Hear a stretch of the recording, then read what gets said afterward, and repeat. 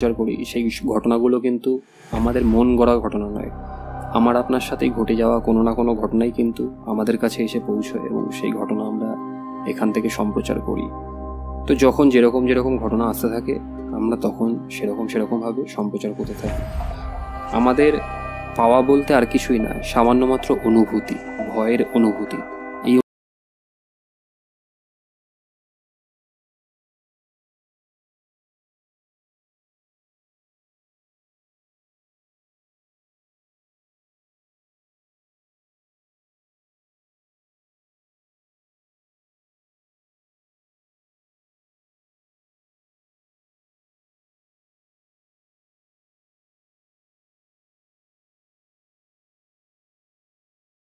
তিনি ঠিক যেইভাবে লিখেছেন আমি ঠিক সেইভাবেই পড়ব।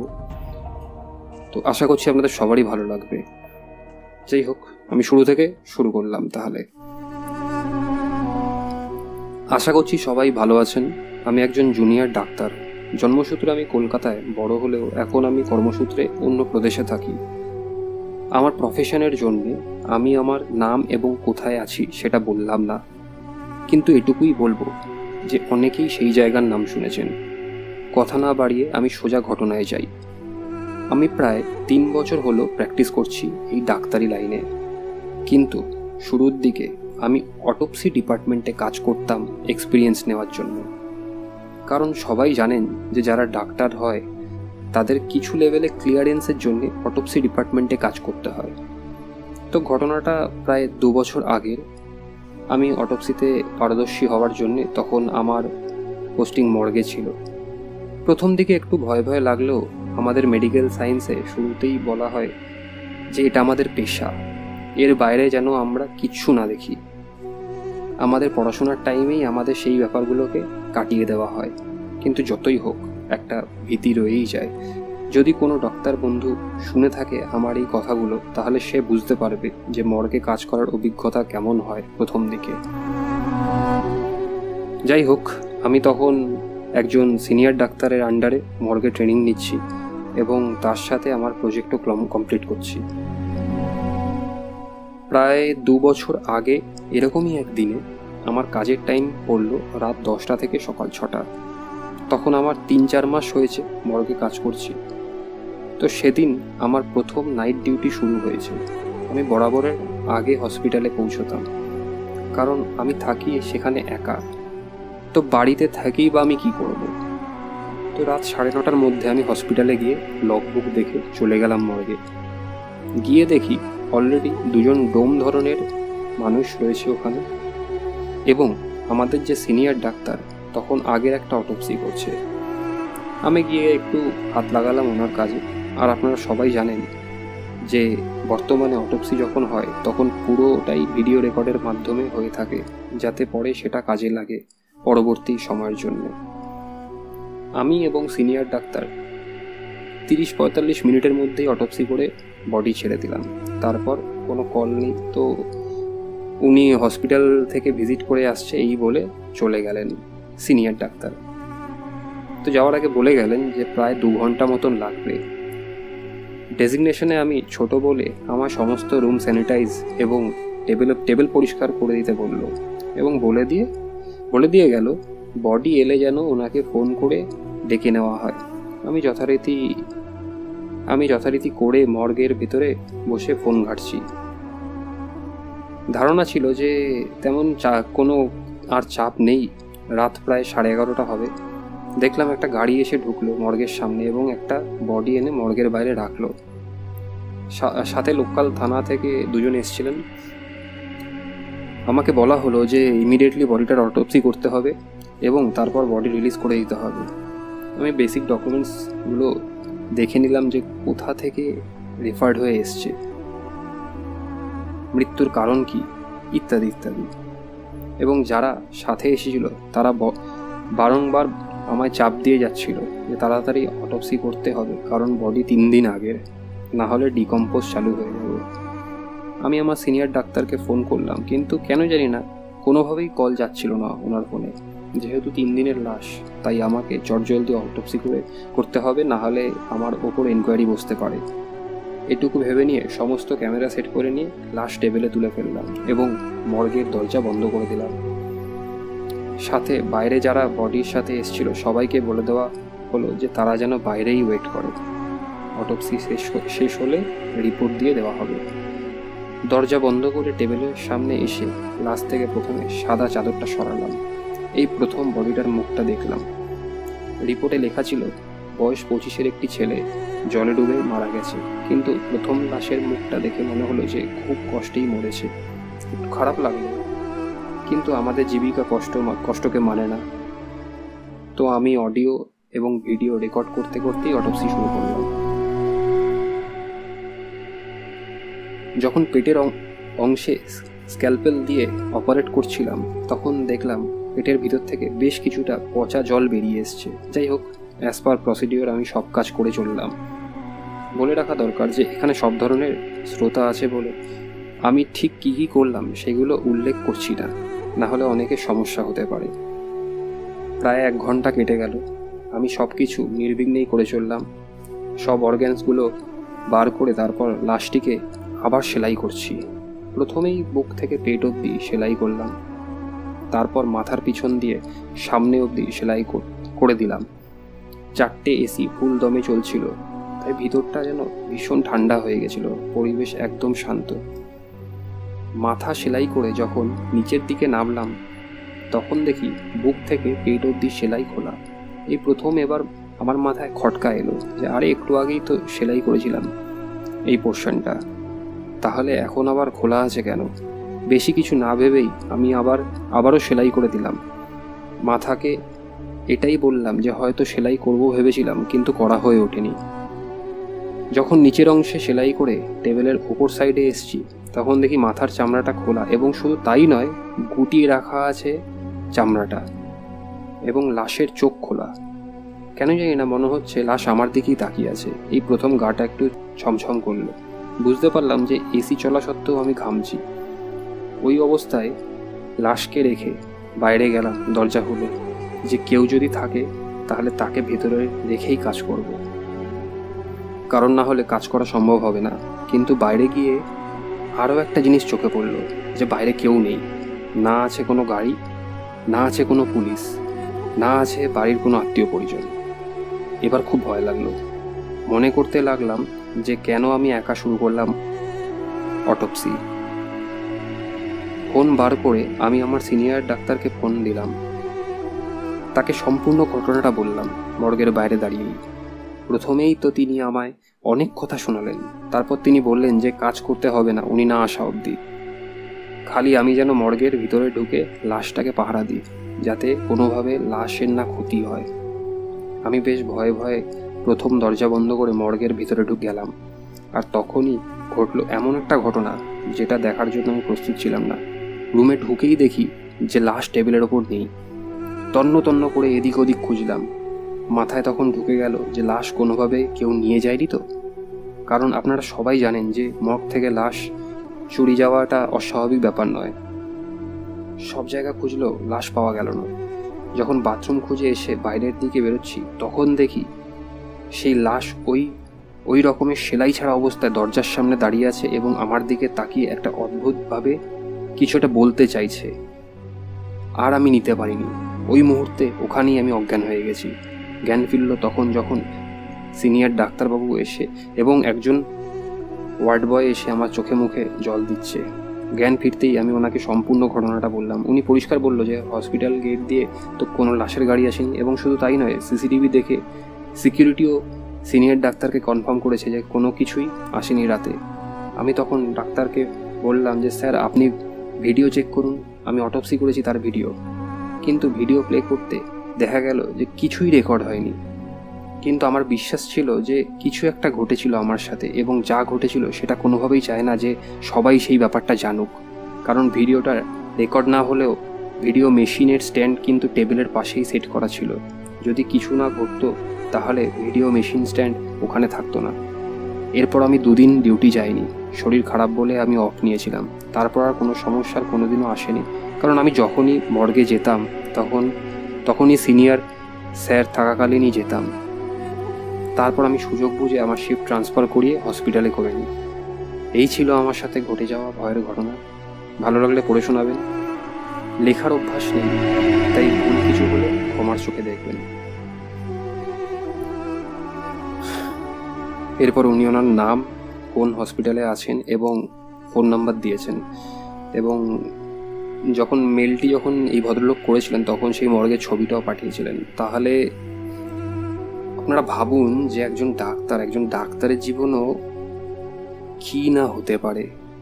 আমরা তো সামান্য মাত্র আপনারা যারা রয়েছি তারা বিভিন্ন রকম ধরনের ডিউটি করি, কিন্তু লাশ কাটা নিয়ে কাজ আমরা হয়তো খুব কমজনই করি।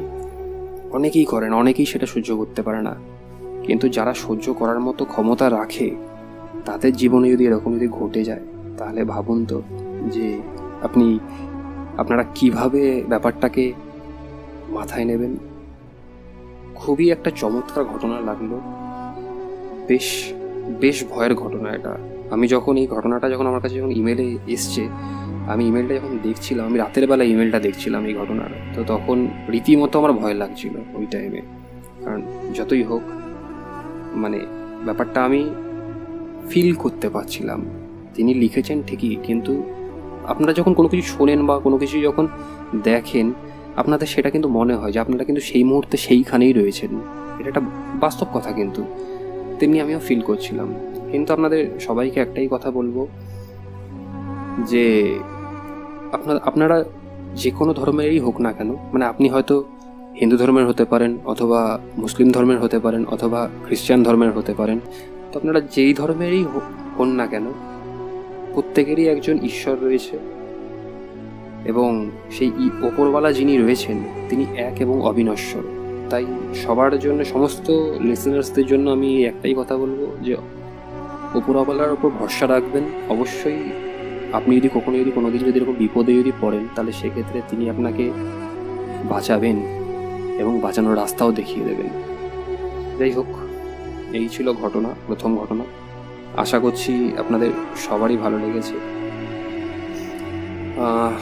এরপর আমরা কথা না বাড়িয়ে পরবর্তী ঘটনার দিকে এগোই। কিন্তু তার আগে আপনাদেরকে বলবো যে আপনারা যদি আমাদেরকে ঘটনা যদি পাঠাতে চান, তাহলে অবশ্যই পাঠাতে পারেন। তার জন্য কিচ্ছু না, শুধুমাত্র একটি ইমেল করতে হবে এবং সেই ইমেলের মাধ্যমে আপনি আপনার সাথে ঘটে যাওয়া বা আপনার কোনো আত্মীয় পরিজনদের সাথে ঘটে যাওয়া বা আপনার চেনা জানা কারোরই মধ্যে যদি কোনো ঘটে যাওয়া যদি কোনো ভয়ের ঘটনা থেকে থাকে, তাহলে সেক্ষেত্রে সেই ঘটনা আমাদেরকে পাঠাতে পারেন। আপনি চাইলে লিখেও পাঠাতে পারেন বা অডিও ক্লিপ করেও পাঠাতে পারেন। আমাদের যেই ইমেল অ্যাড্রেসটি রয়েছে সেই ইমেল অ্যাড্রেসটি ডেসক্রিপশনেই দেওয়া রয়েছে। তবুও আপনাদের সুবিধার জন্য আমি আরেকবার আপনাদের সবাইকে আমাদের ইমেল অ্যাড্রেসটি বলে দিচ্ছি, যেটি হচ্ছে ভয়ের ঘটনা 333@gmail.com BHOYERGHOTONA333@gmail.com। অবশ্যই আপনাদের ঘটনা যদি মনে হয় তাহলে শেয়ার করবেন আমাদের সাথে। এবং আপনি যদি আপনার প্রাইভেসি যদি রাখতে চান, আইডেন্টিটি যদি আপনারা যদি না প্রকাশ করতে চান, অবশ্যই সেটি মেনশন করে দেবেন। তাহলে সেক্ষেত্রে আমরা নাম উল্লেখ করব না। যাই হোক, পরবর্তী যে ঘটনাটি রয়েছে সেটি একটি অডিও ক্লিপ, এবং সেই অডিও ক্লিপটি আপনারা শুনুন। হ্যাঁ, আপনাদেরকে বলার আছে যে পরবর্তী যে দুটো ঘটনা রয়েছে সেই দুটো ঘটনাই হচ্ছে অডিও ক্লিপ, এবং আপনারা শুনুন এই দুটো ঘটনা পরপর। এবং দুটো ঘটনা শেষ হলে তারপর আমি আবারও আসবো সবার সাথে কথা বলার জন্য, এবং তখন আমি কিছু কথা বলবো আপনাদেরকে। দেখবেন সেই কথাগুলো কোনো না কোনোভাবে ঠিক মিলে যাচ্ছে। আপনারা শুনুন আগে এই দুটো অডিও ক্লিপ। চমৎকার ঘটনা, আশা করছি আপনাদের সবারই ভালো লাগবে। সকল শ্রোতা বন্ধুদের জানাই আমার নমস্কার এবং আন্তরিক সম্ভাষণ। আমার নাম ঋত্বিক দত্ত, আমি কলকাতার বেহালা পর্ণশ্রী এলাকার বাসিন্দা। তো আজকে আমি আমার জীবনের একটি ব্যক্তিগত অভিজ্ঞতা শেয়ার করতে চলেছি আপনাদের সাথে। জানি না এর পেছনে কোনো রকম লজিক্যাল এক্সপ্লেনেশন বা যৌক্তিকতা রয়েছে কিনা, বা হয়তো এর পেছনে কোনো রকম পরতাত্ত্বিক বা অলৌকিক কোনো রকম বিশ্লেষণও থাকতে পারে। আমি আজ পর্যন্ত কোনোটাই খুঁজে পাইনি। আমি অনেক চেষ্টা করেছি, ব্যক্তিগত দিক থেকে আমি এর পেছনে কোনো রকম সাইন্টিফিক বা লজিক্যাল এক্সপ্লেনেশনও খুঁজে পাইনি, এবং বলা ভালো কোনো রকম অলৌকিক বা পরলৌকিক বা পরতাত্ত্বিক কোনো রকম জাস্টিফিকেশনও খুঁজে পাই। এখন আমার এই জীবনের এই ঘটনাটি বা অভিজ্ঞতা শুনে কার কি রিয়াকশন হবে বা কে কিভাবে ব্যাপারটাকে বিচার করবে সেটা সম্পূর্ণ তাদের ওপর নির্ভর করছে, এবং সেই স্বাধীনতাও তাদের রয়েছে। তো আমি সেটা তাদের ওপরেই ছেড়ে দিয়েই আর কোনো রকম অনর্থক বাক্যবায় বা সময় অতিবাহিত না করে সোজা শুরু করছি আমার অভিজ্ঞতা। ঘটনাটা ঘটেছিল সঠিকভাবে বলতে গেলে বছর 4 আগে। আমি তখন শ্বশুর বাড়িতে, আমার শ্বশুর বাড়ি ব্যারাকপুরে, তো আমি তখন ব্যারাকপুরে ছিলাম। তো একদিন খুব ভোর বলাটাই ঠিক হবে, কারণ তখন যতদূর মনে পড়ে সময় হয়েছিল প্রায় 5:30 6টা সকালবেলা। তো সেই সময় হঠাৎ আমি ঘুমিয়ে আছি, তো সেই সময় হঠাৎ আমার ফোনটা ভাইব্রেট করে, সশব্দে ভাইব্রেট করে ওঠে। আর আমি সাধারণত ফোন বালিশের তলায় নিয়ে ঘুমোই ভাইব্রেটার মোডে দিয়ে। তো ফোনটা হঠাৎ খুব জোরে কেঁপে উঠল, মানে ভাইব্রেটারে দিলে যেরকম হয়। তো অত সকালবেলা কেউ ফোন করেছে, মানে স্বাভাবিকভাবে বা সাধারণত আমাকে অত সকালে কেউ ফোন করে, তো যা হয় আর কি, মানে একটু মনটা একটু দুশ্চিন্তাগ্রস্ত হয়ে গেল। তো কিছুটা দুশ্চিন্তা নিয়েই ফোনটা ধরলাম। এখন যিনি ওপাশে ছিলেন, যিনি ফোন করেছিলেন, তিনি চুপ, মানে কয়েক সেকেন্ডের জন্য একদম পুরোপুরি চুপ। আমি হ্যালো বলে চলেছি এপাশ থেকে, কিন্তু ওদিক থেকে কোনো রকম উত্তর নেই।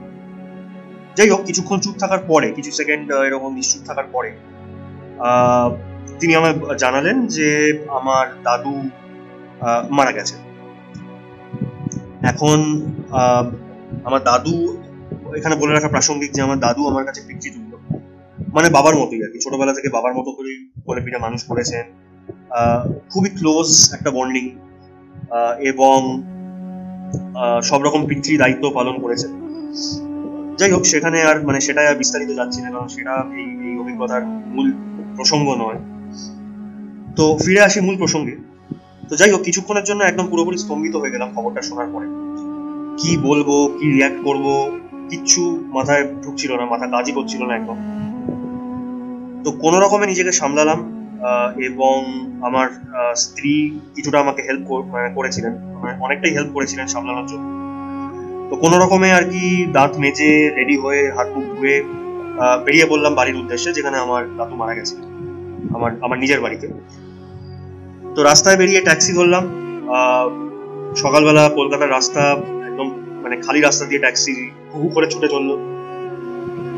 1-1.5 ঘন্টা মোটামুটি লাগলো, মানে ব্যারাকপুর থেকে আমার এদিকে পুরোপুরি সাউথে বেহালায় পৌঁছতে। তো বাড়ির সামনে যখন পৌঁছলাম, প্রচুর মানুষের ভিড়, স্বাভাবিকভাবেই পরিচিত অপরিচিত প্রচুর মানুষজন।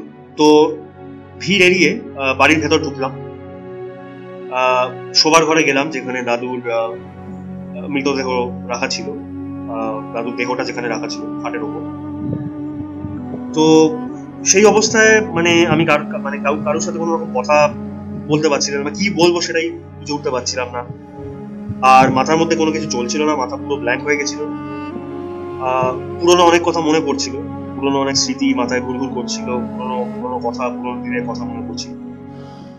তো যাই হোক, কিছুক্ষণ এরকম কাটলো। তো তারপরে 8 ঘন্টা 40 মিনিটের মধ্যে দাদুকে নিয়ে আমাদের শ্মশানে যেতে হলো, নিমতলা শ্মশানে, যেখানে দাদুর সৎকার হয়েছিল। তো আমরা পরিবারের কিছু ঘনিষ্ঠ লোকজন মিলে বেরিয়ে পড়ি দাদুকে নিয়ে।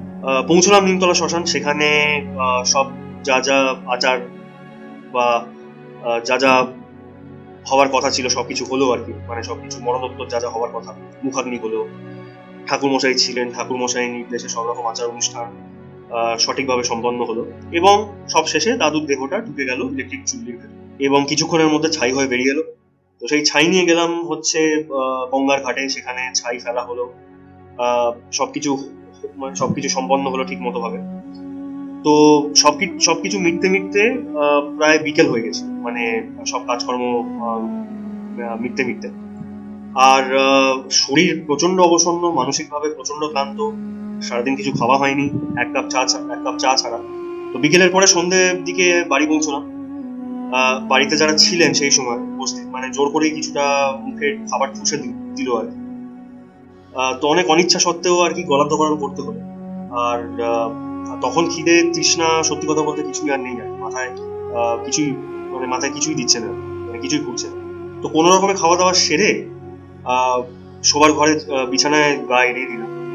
যেখানে আমার দাদু মারা গেছিলেন সেখানেই আর কি মানে স্পেশাল বেড, তারপরে সবকিছু সরিয়ে দিয়ে মানে বাড়ির বিছানা পাতা হলো এবং সেখানে গিয়ে আমি শুই।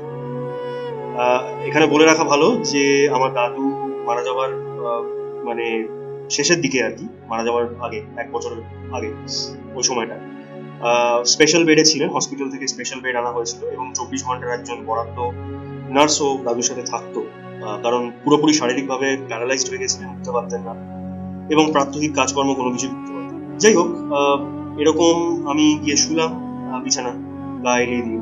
তো শরীর প্রচন্ড ক্লান্ত, মানসিকভাবে অবসন্ন, তো স্বাভাবিকভাবেই আর কি কিছুক্ষণের মধ্যেই ঘুম এসে তন্দ্রাচ্ছন্ন হয়ে পড়ল। এরকম কতক্ষণ ঘুমিয়েছি মনে নেই সঠিকভাবে, হয়তো 40-45 মিনিট হবে বা 1 ঘন্টাও হতে পারে। কিছুক্ষণ পর আমি স্পষ্ট অনুভব করলাম, ফিল করলাম যে আমার সাথে কেউ ডিরেক্টলি কথা বলার চেষ্টা করছে। মানে হয়তো আমি সামনে বসে আছি এবং আমার সামনে আরেকজন বসে আছে, সে যেভাবে আমার সাথে স্বাভাবিকভাবে ডিরেক্টলি কথোপকথন করার চেষ্টা করে সেভাবেই আমার সাথে ডিরেক্টলি কেউ কথা বলার চেষ্টা করছে। এবং আমি এটাও বুঝতে পারছিলাম যে আমি কিছুটা তন্দ্রাচ্ছন্ন ছিলাম, অর্ধঘুমন্ত অবস্থায় ছিলাম। তো যাই হোক, এখন সে আমার সাথে কথা বলার চেষ্টা করছে, কিছু বলার চেষ্টা করছে, আমিও মানে স্বভাবতই আর কি উত্তর দেওয়ার চেষ্টা করছি, প্রত্যুত্তর করার চেষ্টা করছি, কিন্তু কিছুতেই পেরে উঠছে। আমার নিঃশ্বাস বন্ধ হয়ে আসছে, আমার দম বন্ধ লাগছে, মনে হচ্ছে গলা সজোরে কেউ টিপে ধরেছে, কিন্তু অথচ আমি বুঝতে পারছি যে আমি তাকে স্পষ্ট উত্তর দেওয়ার চেষ্টা করছি। তো এরকম কিছুক্ষণ হওয়ার পর আবার আমি ঘুমিয়ে পড়লাম। আবার কতক্ষণ ঘুমিয়েছিলাম আমার মনে নেই, কিছুক্ষণ পরেই হয়তো 1-1.5 মতো হবে, তারপর আবার এই সেম ঘটনা পুনরাবৃত্তি। মানে আমার সাথে কেউ কথা বলার চেষ্টা করছে সরাসরি ভাবে, আমি তাকে উত্তর দেওয়ার চেষ্টা করছি কিন্তু পেরে দিচ্ছি, দম বন্ধ হয়ে আসছে, নিঃশ্বাস বন্ধ হয়ে আসছে এবং মনে হচ্ছে গলা কেউ সজোরে টিপে দিচ্ছে। যাই হোক, এরকম আবার হলো, মানে 3য় বার আবার হলো। তো তারপরে আর কোনো কিছু হয়নি, আমি মোটামুটি অর্ধঘুমন্ত অবস্থাতেই রাতটা কাটাই, মানে বিছানায় কোনো রকম এপাশ ওপাশ করে।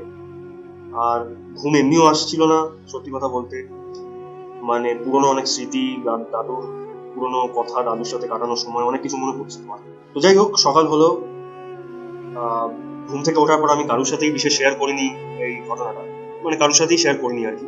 তো 2-1 দিন যাওয়ার পরে আমি দিদাকে এই আমার এই অভিজ্ঞতার কথা বলি, কিরম এরম হয়েছে। এখন এখানে বলে রাখা প্রাসঙ্গিক যে এই 2-1 দিনের মধ্যেই, মানে ইতিমধ্যে, মানে এই ঘটনাটা ঘটার 2-1 দিনের মধ্যে আর বিশেষ কিছু ঘটেনি বা এরকম ধরনের কোনো অভিজ্ঞতা হয়নি। তো যাই হোক, আমি দিদাকে জানাই এবং পুরোনো দিনের মানুষ বলেই বোধ হয় কিছুটা কুসংস্কারাচ্ছন্ন বা অন্ধবিশ্বাস থেকেই দিদা আমাকে সাজেস্ট করে যে এরপর থেকে যখন রাতে ঘুমোবো তখন লোহার কোনো বস্তু বালিশের নিচে নিয়ে ঘুমোবো, মানে তাহলে নাকি এই সো কল্ড নেগেটিভ, আমি মানে কোট আন কোটই বলছি, নেগেটিভ অভিজ্ঞতা হবে না। তো যাই হোক, এখন দিদার এই সাজেশন কতটা পালন করতে পেরেছি সেটা বলতে পারবো না, কারণ এখনো আমি মানে এরকম কোনো জিনিস বালিশের তলায় নিয়ে ঘুমোই না এবং আমার দুর্ভাগ্য বা সৌভাগ্যবশত এই ধরনের কোনো অভিজ্ঞতা ফার্দার হয়নি। তো যাই হোক, আমি এটাই বলবো শ্রোতা বন্ধুদের যে আপনারা বিচার করুন। আবার বলছি যে সেই স্বাধীনতা আপনাদের রয়েছে, আপনারা এটা কিভাবে বিচার করবেন, কিভাবে এই ঘটনাটার ব্যাখ্যা করবেন সেটা সম্পূর্ণ আপনাদের ব্যাপার। আমি সম্পূর্ণ ব্যক্তিগত দিক থেকেই আর কি এই অভিজ্ঞতা বা এই ঘটনা শেয়ার করলাম আপনাদের সাথে, কিছুটা নিজের ব্যক্তিগত তাগিদে বা ভালো লাগার জায়গা থেকে। এখন কে কিভাবে নেবেন সেটা আপনাদের ব্যাপার, it's totally up to you যারা যারা শুনছেন। যাই হোক, আমি সকলকে ধন্যবাদ জানাই যারা আমাকে এখানে এই অডিও ক্লিপিংস করার সুযোগ দিয়েছে, নিজের অভিজ্ঞতা শেয়ার করার সুযোগ দিয়েছেন, তাদেরকে জানাই অজস্র ধন্যবাদ। যারা শুনছেন তাদেরকে জানাই অসংখ্য ধন্যবাদ, কৃতজ্ঞতা। এই বলে আমি আমার অভিজ্ঞতা শেষ করব। নমস্কার। নমস্কার, আমি সম্বিতা প্রামাণিক। আশা করছি আপনারা সকলেই ভালো আছেন বা ভালো থাকবার চেষ্টা করছেন। চারিপাশের বর্তমান কঠিন পরিস্থিতির মধ্যেও আশা করছি নিজেদেরকে মানিয়ে নিচ্ছেন। সত্যি এখন যা আশপাশের পরিস্থিতি, তাতে নিজেদেরকে মানিয়ে নেওয়া ছাড়া আমাদের কাছে বোধহয় আর কোনো উপায়ও নেই। আজ আমি একটা ঘটনা শেয়ার করব। ঘটনাটি আমার এক খুব ঘনিষ্ঠ বন্ধুর জীবনে ঘটে যাওয়া একটা ঘটনা। অলৌকিক কিনা বা পারলৌকিক কিনা তা আমি বলতে পারবো না, তবে যার সাথে এমন ঘটনা ঘটে সেই বোধহয় বুঝতে পারে, এবং তার আশেপাশে থাকা কাছের মানুষগুলোই বোধহয় ভয়টাকে উপলব্ধি করতে পারে। বেশি কথা বাড়াবো না, সে আমাকে ঠিক যেভাবে ঘটনাটা লিখে পাঠিয়েছে আমি ঠিক সেভাবেই পড়ে শোনাচ্ছি। তবে শুরুতেই বলে রাখি একটা কথা, ঘটনাটি যার সাথে ঘটেছে, মানে আমার যে বন্ধুটি, সে নাম প্রকাশ করতে চায় না, তাই আমি তার নামটি উল্লেখ করছি না, আমি কেবলমাত্র ঘটনাটি পড়ে শোনাচ্ছি। ঘটনাটি আজকের ঘটনা নয়, এটা ঘটে প্রায় আজ থেকে 17-18 বছর আগে। তখন আমার বয়স 1.5 বছর কি তার কিছু বেশি। বর্তমানে আমি কলেজে পড়ি। আমি থাকি বেলঘড়িয়ায়। ঘটনাটি যখন ঘটেছিল তখন অনেকটাই ছোট, আমি সজ্ঞানে বোঝবার মতন অবস্থায় তখন ছিলাম না। পুরোটাই মার মুখে শোনা। আমাদের পরিবারের অনেকেই জানে এই ঘটনা, তবে প্রতিবারই এই কথা যখন ওঠে সত্যি এর কোনো উত্তর পাওয়া যায় না, এবং ভাবলে এখনো গায়ে কাটা দেয়। আমার এক আত্মীয় সম্পর্কে আমার ঠাকুরদা হঠাৎ মারা যান। বেশি বয়স ছিল না তার, ওই 50 বছর মতন হবেন। ওনার হার্টের সমস্যা ছিল এবং হার্ট অ্যাটাকেই মারা যান। তিনি আমায় ভীষণ ভালোবাসতেন। আসলে ওনার নিজের কোনো নাতনি ছিল না, তো স্বাভাবিকভাবেই আমরা সবাই তার বাড়ি যাই। শ্রাদ্ধানুষ্ঠান তখনও শুরু হয়নি, তার আগেরই কথা। আমি অনেকটাই ছোট, কোলে তখন আমি ঘুমিয়ে পড়েছিলাম। এবার ঘুমন্ত শিশুকে কোলে করে তো আর ঘুরে বেড়ানো যায় না। সব ঘরেই লোকজন, ফাঁকা ছিল একমাত্র আমার দাদুর ঘরটাই। তো মা আমাকে ওই ঘরে শুয়ে দেন খাটের ওপর, তারপর কাজ সারতে বেরিয়ে যায়। সমস্ত কাজ শেষ করে যখন মা ঘরে আসেন, আমাকে কোলে তুলে বুঝতে পারেন আমার গা ভীষণ গরম, জ্বর এসেছে প্রচণ্ড। তারপর আমরা বাড়ি চলে আসি। বেশ অনেকটাই রাত হয়ে গেছিল। অত রাতে তো আর ডাক্তার বলতে কিছুই পাওয়া যায় না, তাই ওই ঘরে মোটামুটি যা ওষুধপত্র ছিল তাই আমাকে খাওয়ানো হলো, রাতটা অন্তত যাতে কেটে যায়। আমিও ওষুধ টষুধ খেয়ে বেশ কান্নাকাটি করে ক্লান্ত হয়ে ঘুমিয়ে পড়ি। মা বাবারও বেশ ধকল গেছিল সারাদিন, তারাও ঘুমিয়ে পড়েছিলেন। এখন অবধি মোটামুটি সব ঠিকঠাকই চলছিল, তেমন কিছু অস্বাভাবিকতা ছিল না। কিন্তু এরপর যেটা ঘটল সেটা বেশ অদ্ভুত। আমার মায়ের ঘুম ভেঙে গেল কি একটা আওয়াজ শুনে। ওই অনেকটা দরজায় বাড়ি মারলে যেমন শোনায়, ঠিক সেরকম একটা দুমদুম শব্দ। যথারীতি আমার মা উঠে পড়েন। কারেন্ট চলে গিয়েছিল, লাইট ফ্যান সব বন্ধ, কিন্তু স্ট্রিট লাইট জ্বলছিল। ওই বাইরের আলোয় যতটুকুনি দেখা যায় ঘরের ভিতরটা, ততটুকুনি যা দেখতে পাচ্ছিলেন। শুতে যাবেন, তারপর আবার ওই আওয়াজ, ওরকম দুমদুম আওয়াজ। একটু ভয় লেগে গিয়েছিল হয়তো। উঠে দেখতে যাবেন, এমন সময় বিছানার পাশে হাত দিয়ে দেখেন আমি নেই, খাটে কোথাও নেই। বাবাও এতক্ষণে জেগে ওঠে। মশারি তুলে নামতে যাবেন, এমন সময় লক্ষ্য করেন মশারিটা সম্পূর্ণ উপর নিচ করে চেরা। কেউ ইচ্ছে করে ছিঁড়ে দিলে যেমন হয় ঠিক তেমন, মানে এতটাই চেরা যে বড়রা যে কেউ অনায়াসে গলে যেতে পারেন। স্বাভাবিকভাবেই ভীষণ ভয় পেয়ে যায় আমার মা। তাড়াতাড়ি নেমে দরজা খুলতে যাবেন, এমন সময় পায়ের দিকে কিসে যেন একটা ধাক্কা খায়, মানে জীবন্ত কিছু একটার সঙ্গে। নিচের দিকে তাকিয়ে বুঝতে পারে আমি দরজার দিকে মুখ করে বেশ সজোরে বাড়ি মেরে চলেছি। গলা দিয়ে অদ্ভুত একটা আওয়াজ করছিলাম নাকি, আর চোখটাও নাকি কেমন ছিল। আমার মা তাকাতে পারেনি আমার চোখের দিকে সেদিন। ভীষণ ভয় পেয়ে গিয়েছিল। আমাকে কোলে নেবার মতো ক্ষমতা ছিল না মায়ের। বাবা সেরাতে আমাকে শুয়ে দিয়ে সারা রাত জলপট্টি দেয়। পরের দিন যথারীতি ডাক্তার আসেন, ওষুধ দেন। জ্বর প্রায় 104 ডিগ্রি মতো ছিল। প্রায় 5 দিন পর আস্তে আস্তে আমি সুস্থ হই। তবে এই 5 দিনে আর বিশেষ কিছু ঘটেনি, কিন্তু মায়ের মন শান্ত না হওয়ায় তিনি আমাকে পাড়ার মন্দিরের পুরোহিত ও আমার আপন দাদুকে দিয়ে ওই ঝাড়িয়ে দেন। জানি না সে রাতে যা হয়েছিল তা নিতান্তই স্বাভাবিক নাকি অশরীরী কোনো ঘটনা, তবে সে রাতে মা আমার চোখ দেখে বড়ই ভয় পেয়ে গেছিলেন। আমি সে রাতে বেশ কিছু আবোল তাবোল কথাও নাকি বলেছিলাম, তবে ঠিক কি বলেছিলাম আর তাতে মা ভয় বা কেন পেয়েছিল তা আমার আজও অজানা। এই ছিল আমার বান্ধবীর সাথে ঘটে যাওয়া পুরো ঘটনা। বেশ কিছু প্রশ্ন উঠে আসছে এই ঘটনার মধ্যে, সত্যি যার কোনো উত্তর নেই। আমি ওর হয়ে এই ঘটনাটা আপনাদেরকে পড়ে শোনালাম। বেশ কিছু প্রশ্ন, যেমন সত্যি বাইরের ল্যাম্পপোস্টে আলো আছে, এদিকে ঘরে কারেন্ট নেই, তাছাড়া মশারি ওভাবে কেই বা ছিঁড়ল? আমার বন্ধুটি নিজেই 1.5 বছরের বাচ্চার গায়ে এত জোর যে সে একটা মশারি টেনে ছিঁড়ে ফেলছে। আর তাছাড়া সেদিনকে তার মা কী বা দেখেছিলেন, কী বা শুনেছিলেন? সত্যি এসব প্রশ্নের কোনো উত্তর নেই।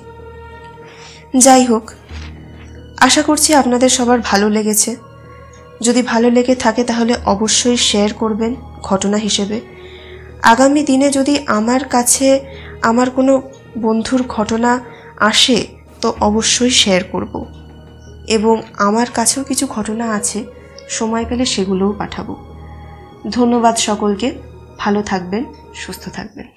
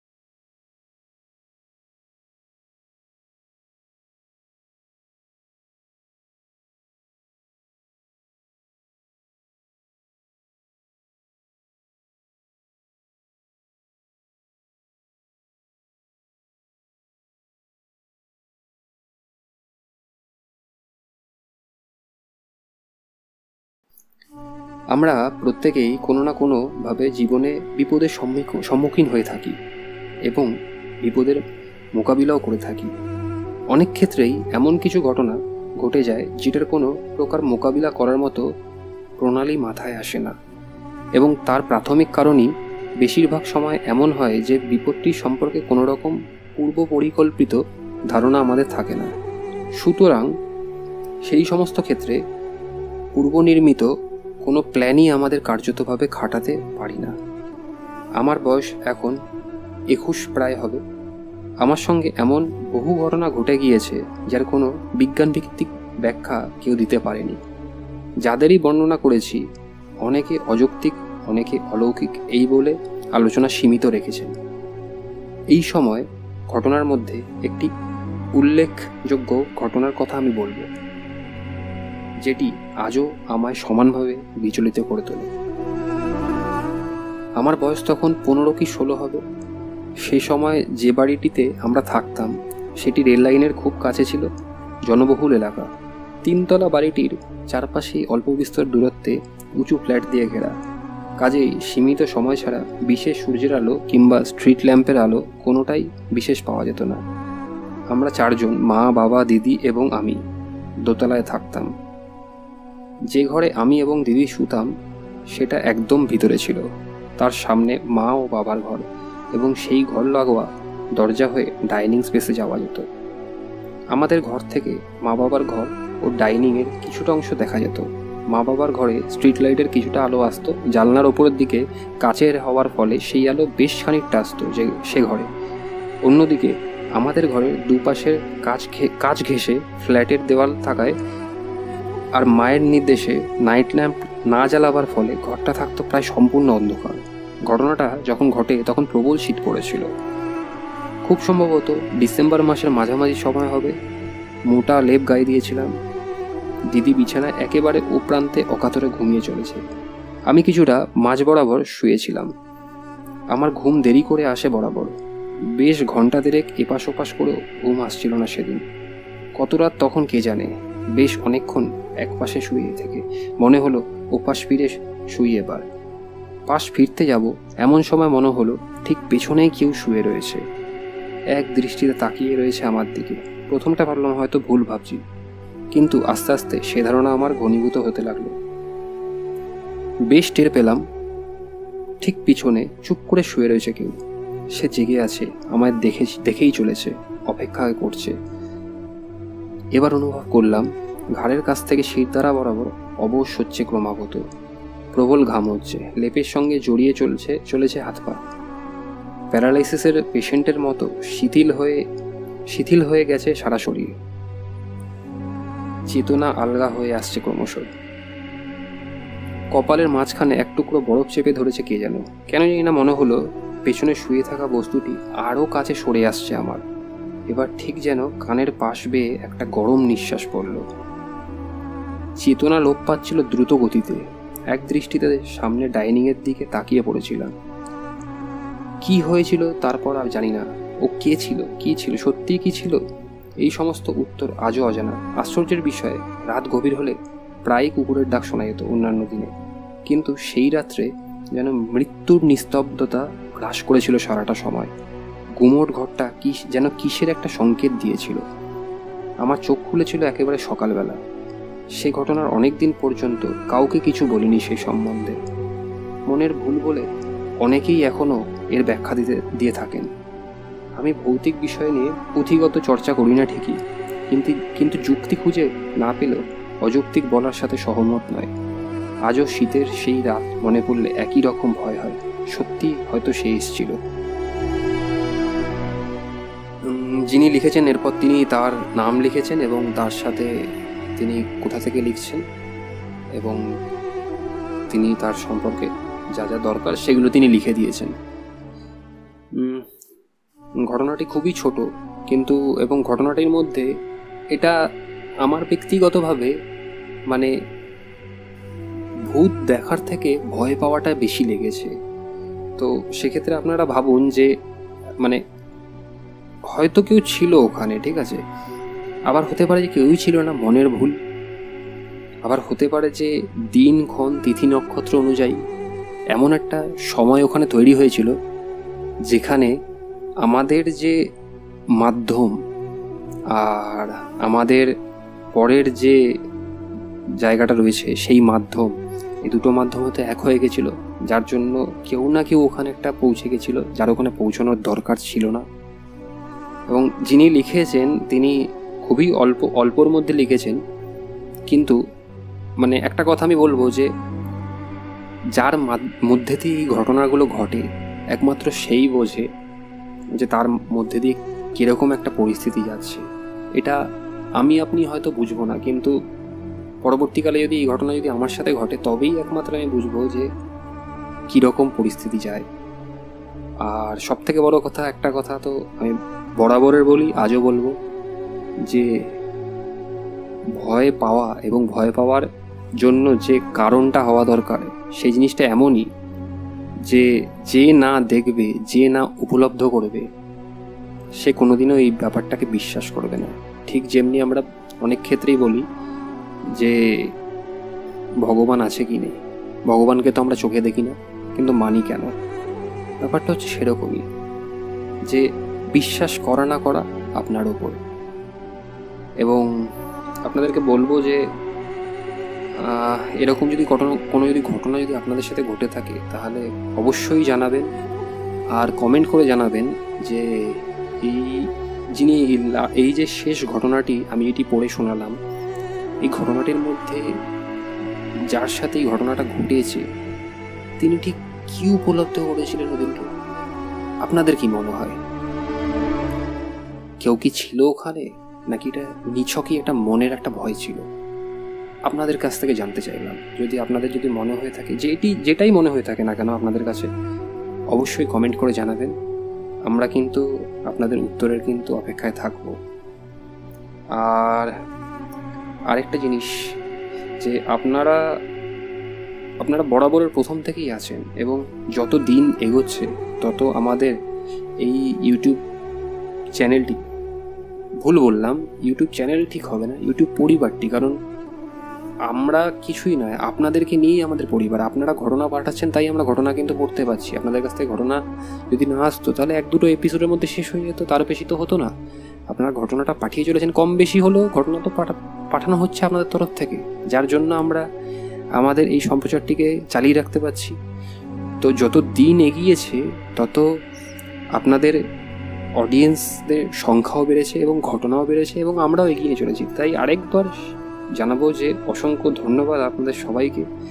পাশে থাকবেন, সঙ্গে থাকবেন, এবং অবশ্যই ঘটনা পাঠাবেন, এবং যতটা সম্ভব হয় আমাদের এই সম্প্রচারটিকে সবার মধ্যে শেয়ার করবেন। কারণ আজকে আপনি শুনছেন, কালকে যদি আপনি আরেকজনকে শেয়ার করেন, বা আপনি আরেকজনকে পাঠান আমাদের ঘটনাটি, তাহলে আমাদের এই চ্যানেলটির লিঙ্ক তো সেক্ষেত্রে তারাও শুনবে, তো অবশ্যই আমাদের পরিবারটি আরও বড় হবে।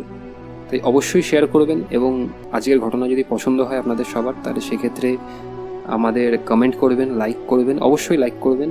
আর যারা এখনও পর্যন্ত সাবস্ক্রাইব করেননি তারা কিন্তু সাবস্ক্রাইব করবেন। আগামী সপ্তাহে আবার ঠিক এরকমই শনিবার দিনকে দেখা হবে রাত্রি 11:59। ভালো থাকবেন, সুস্থ থাকবেন, এবং আরেকটা কথা মনে রাখবেন যে উপরওয়ালা এক এবং অবিনশ্বর। তাই আমার আপনার কোনোদিনও কোনো খারাপ ঘটনা ঘটবে না, যদিও বা ঘটে সেই বিপদ কিন্তু কাটিয়ে দেওয়ার মতো ক্ষমতা কিন্তু উপরওয়ালা রয়েছে। তাই উপরওয়ালার উপর ভরসা রাখবেন, যে কোনো ধরনেরই বিপদ আপনার সম্মুখীন হোক না কেন, অবশ্যই কিন্তু সেই বিপদ কিন্তু কেটে যেতে বাধ্য। এই ছিল আজকের মতো ঘটনা।